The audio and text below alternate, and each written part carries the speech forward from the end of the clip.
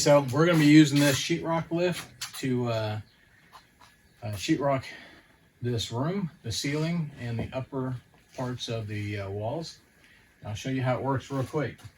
Basically, set your sheetrock up on top here, and it's got some outriggers that come out so it supports the ends, and you just crank it up.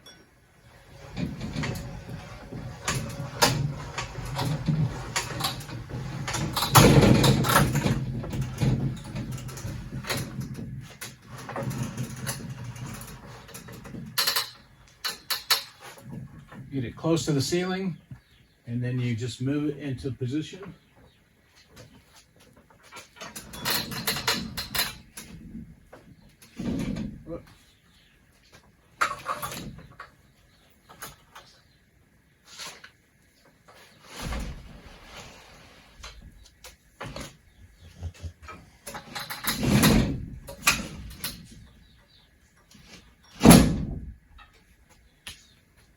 And that's it.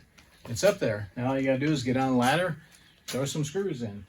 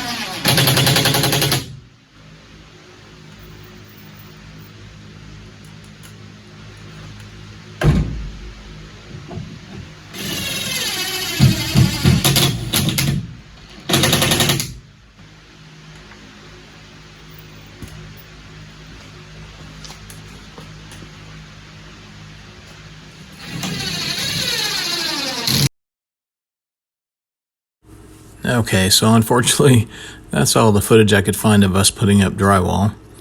As you can see in the picture here, we did do 9-foot ceilings, so the drywall is only 4 feet across, so we had to put a 1-foot strip at the bottom. And that drywall lift was a back saver. I got that from my brother John. Thanks, John. And that was the bedroom area. This is the kitchen area. We decided to put the 1-foot strip in the middle of the wall here. It was just easier to get all the outlets cut out and everything. And this was a lot of work up and down the ladder, putting in screws. But we got it done, and everything was fairly well put together and tight. We didn't get any footage of the taping and drywall either, so don't laugh at this. It doesn't look professional, but we put a lot more mud than we needed to on there. We ended up sanding a lot to get it smooth before we textured, but it all turned out good in the end. So this is the bedroom area, the ceiling. This is the kitchen area. You can see the 1-foot strip that we had in the middle. We had to do a wide tape and bed on that to get it to be flat, or as flat as we could get it. So but we got it all done. And this next area is the wall going out into the shop, and we got that all done. Like I said, it's not professional, but it turned out really good. So we'll get on with the rest of the video now, and the texturing and everything. Okay, so we got everything, all the sheetrock up. We got taped and bedded. Got all of we did a pretty good job cutting out the outlets and whatnot. TV outlet, switches. But we're fixing to start sand, and don't laugh. This was the best we could do, but it'll do. We're gonna texture the hell out of it, so hopefully that'll hide any imperfections that we have. We got, there's the bathroom. It's dark in here, but we've got a lot of sanding to do because we're not professionals and we put on more mud than we needed, but that's okay. It'll look okay in the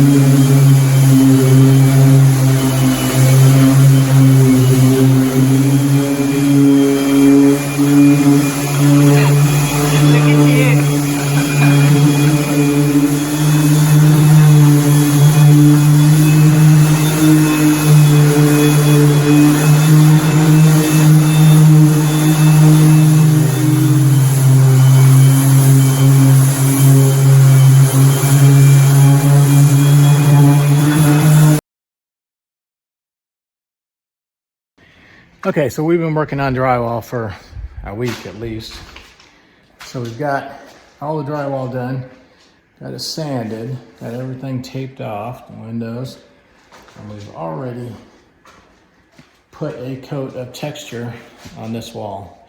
It's hard to tell because the mud for the texture is about the same color as the wall. So we already put one coat on this wall. We're putting a knockdown texture. We have a texture gun. I've had it for years. We've done a lot of texturing before. Hopefully this is going to cover up a lot of our mistakes on the drywall because we made a lot of mistakes. We've got texture on there, waiting for it to dry a little bit. We're going to knock it down and then we're going to start on another. So this is our texture gun. Like I said, we've already sprayed some texture, and oops, we've already sprayed some texture. We got it all mixed up there. You have to dilute the drywall mud quite a bit to get it to go through the gun and to spray on the wall. So we're going to fill this up again. We're going to go texture another wall, and we'll bring you along for that.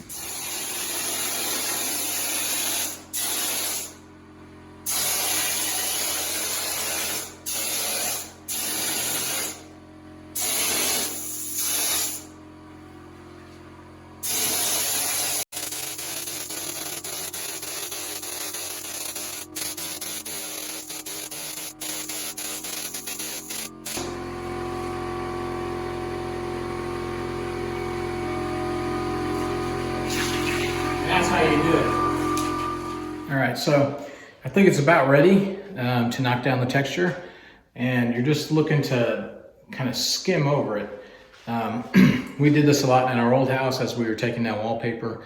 We would texture the walls because we hate wallpaper, and we hate drywall too, but we hate wallpaper more. Anyways, we're just using a taping knife. They do sell bigger knives for knocking down texture. This is what we had, and we're an hour from Home Depot or Lowe's. We taped it to a stick so we could reach up to the top because we have 9-foot ceilings and I don't want to crawl up and down a ladder. So let's try and knocking some of this stuff down.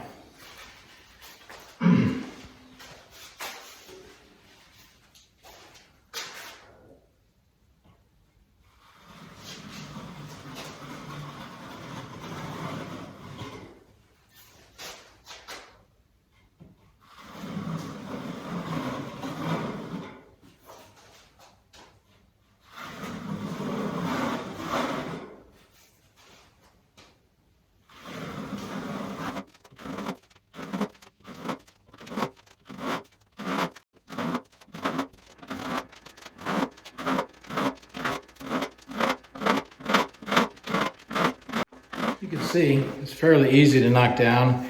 I think we let this one dry a little bit too much. Luckily, we're going to be putting 2 or 3 coats on it. But I'll take you over here and let you see what it looks like. So you can see, it's just a knockdown texture. I'm sure you've seen it in homes before. You just put it on and knock it down.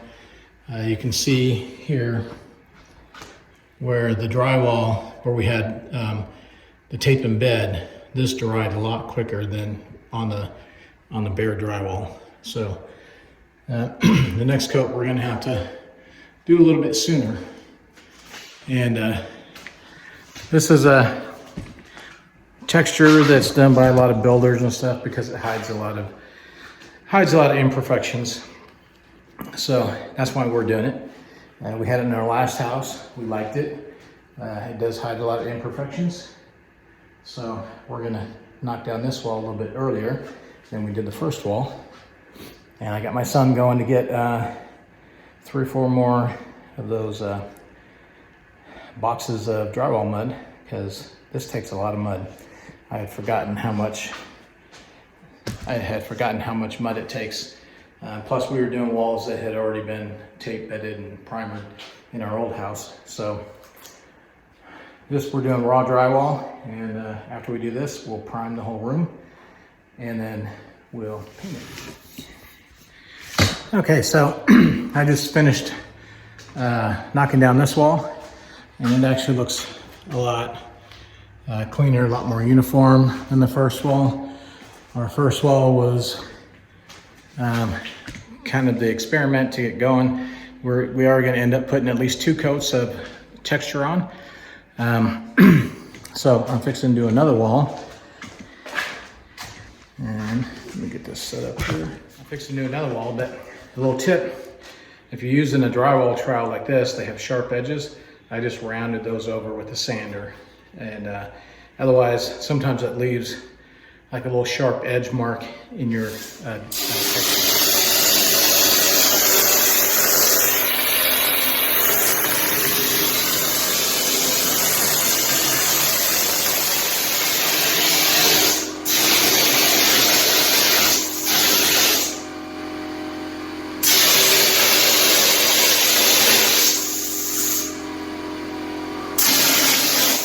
It's not hard to do, it takes a little bit of practice, but they charge big bucks for this, for texture. So we're doing it ourselves. Of course, we're cheap, we're building on a budget, so we're doing all our own plumbing, electrical, installation in the shop. We're going to do spray foam in the barndominium, so that will be done by a professional. We're doing everything. We did the drywall, tape, bed. We're not real good at it. We're okay at it. We're not professionals, that's for sure. But everything's flat. Hopefully any imperfections we do have will be covered by this texture. And next step will be primer after this. I'm not sure if I'm going to spray it or roll it at this point. I'd rather spray it and get it done with faster. But compressor shut off. I'd rather spray it and get it done with faster, but it's a lot of work taping off everything when you spray paint. You always get better results, but it's a lot of work getting ready for it. So anyways, we'll bring you back after we start priming. Okay, we're back, and we got a coat of primer on the room last night.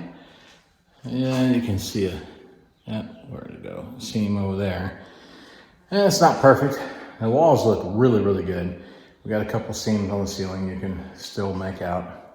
Hopefully once we get the lights up there, you won't be able to notice it. But as you can see, everything looks pretty good. We got it all primered. Let's see, try not to go too fast. Let me switch this around. That's the bathroom over there, it's dark. This is the kitchen area over here. You can tell all the outlets and the spigots for the stove and everything. That's the TV wall. That's out to the shop. Door. Back up here. All in all, it turned out pretty good. I wish we would have spent a little bit more time on the seams, but we didn't. And now it's all textured and primered, so it's gonna have to stay that way. We're getting ready to put some paint on it. We're doing it's called Gravity Gray by Valspar. And I'll show you that going on the walls, and you can see the contrast from the white to the gray. Okay, so I got everything set up, start painting, and we're gonna put some color on this wall. Not a bright color, just gray, but we'll see.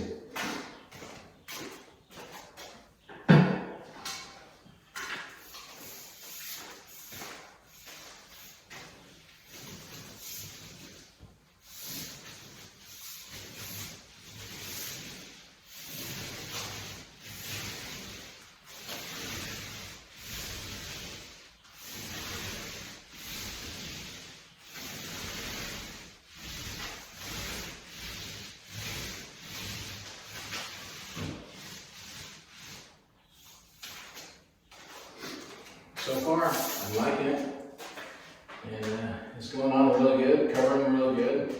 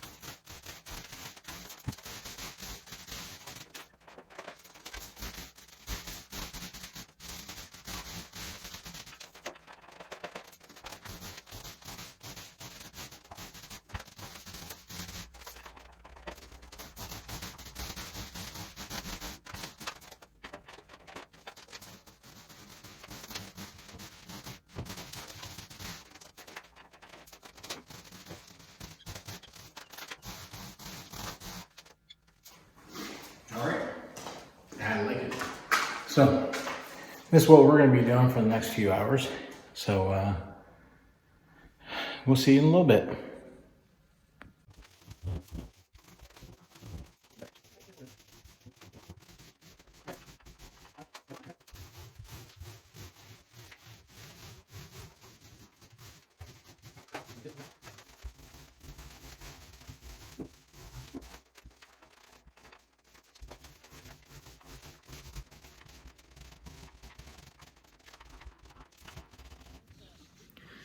Okay, so we just finished painting, and I think it looks pretty good. It's hard to tell with the light coming in the door, but I think it looks pretty good. We painted, let's see, let me turn the light around here. We don't have any lights installed yet. So this is the, let me switch this around. This is the kitchen area, and those lines are from this LED light. There's no lines there. Let me see if I can, there we go. So, you can see, it's pretty flat. Yep, there's Mrs. Oklahoma Life helping me out. So anyways, that's a busy wall. It's got a lot of plumbing in it, a lot of electrical in it, but you can see that drywall looks pretty good. Now how about over here? And over here, everything looks pretty good. The seams look pretty good. It's not perfect, but it looks good. That's the front door. That's the door to the shop. But all in all, we're really happy with it. I'm gonna put the light down. Are you happy with it, Mrs. Oklahoma Life? Yes. Yes? Okay. That's good. This is, what is this color called? Is it I forgot. Metropolis or? No, not the Metropolitan. The Gravy? yeah, and it's a gray. So it's a gray.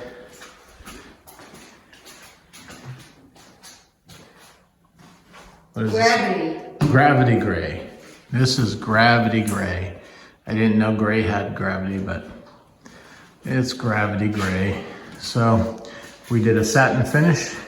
We did thin this down about 10% before we sprayed it because it was pretty thick.